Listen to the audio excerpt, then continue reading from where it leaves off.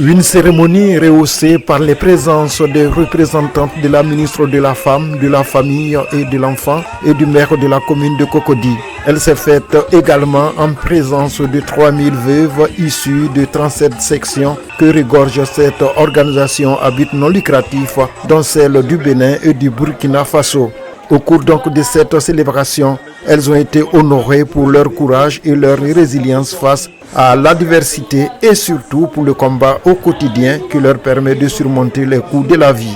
L'occasion a donc été donnée à la directrice générale de cette ONG, Madame Tanon P.Lidi, de dépeindre le gros chapitre de ses actions personnelles en faveur de ces dames ayant perdu l'espoir en termes de soutien à tous les niveaux. Depuis plus de 10 ans, l'ONG Petra Rock s'est donnée porter assistance à 3000 veuves et près de 1000 orphelins répartis sur 30 sections. Cette structure, selon donc la directrice, ne dépense pas moins de 40 millions par an pour survenir aux besoins quotidiens de ces femmes et des orphelins dont le nombre avoisine 1000. C'est pourquoi, en ce jour solennel, après avoir exprimé sa gratitude au président de la République pour ses actions sociales en faveur des plus démunis, elle lui a fait des doléances pour plus d'actions en faveur de ces personnes vulnérables.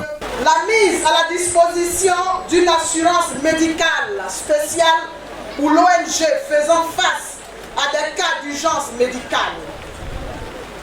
La mise à la disposition par l'État d'un terrain en vue de construction d'un centre de formation et d'hébergement d'urgence en faveur des veuves et orphelins de l'ONG Petra Rock. De la parole à l'acte, la fondatrice et les officiels ont remis une attestation à chaque femme faisant partie de la quarantaine formée en comptabilité simplifiée et un fonds de financement des activités génératrices de revenus grâce encore au soutien personnel de la directrice générale. Aussi, les 3000 femmes ont reçu chacune un présent et toutes ont participé à une animation pratique danse de sketch qui leur a permis de recevoir beaucoup de sourires, comme l'indique le thème de cette année, un sourire pour une veuve.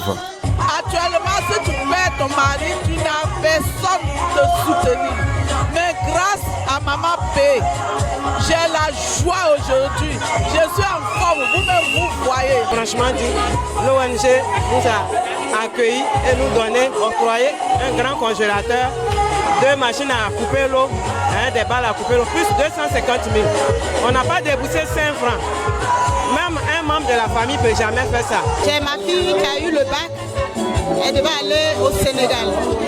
Elle a été retenue au César de Sénégal. Je n'avais pas les moyens. Elle a appris. Elle dit on ne peut pas laisser la petite perdre sa grâce. On m'a appelé, elle m'a soutenue pour faire partie de l'enfant au Sénégal.